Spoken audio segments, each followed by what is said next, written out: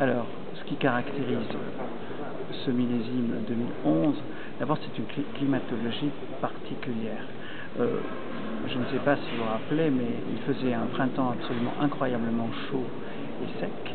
Et puis heureusement est arrivé un été qui était plutôt sur des petites pluies, sur des petites fraîcheurs, finalement une température moyenne à été.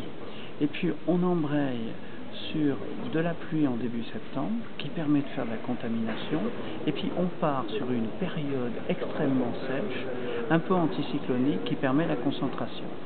C'est un millésime qui est à la fois précoce et un peu ramassé, je dirais, dans le sens où il y a 4 tris, mais 4 magnifiques tris, où là, l'équipe d'Ikem a fait preuve de grande stratégie et de grande précision. Je pense que c'est un millésime qui est assez technique.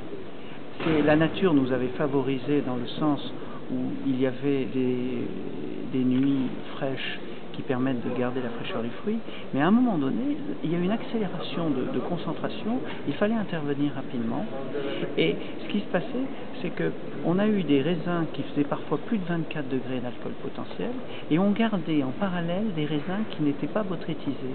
Et ce millésime, tu verras dans sa dualité au niveau aromatique, tu as à la fois un magnifique rôti, un magnifique botrytis finalement, et à la fois tu as un fruité qui intervient par ces raisins qui ont été ramassés entiers. Et on retrouve ça dans la qualité aromatique de ce vin. Moi, ce que j'aime dans ce vin, qui fait quand même 145 grammes de sucre résiduel, c'est un peu comparable à 2001, mais pas tout à fait comparable à 2001. À mon avis, c'est un mix d'autres millésimes. Ce qu'on peut dire,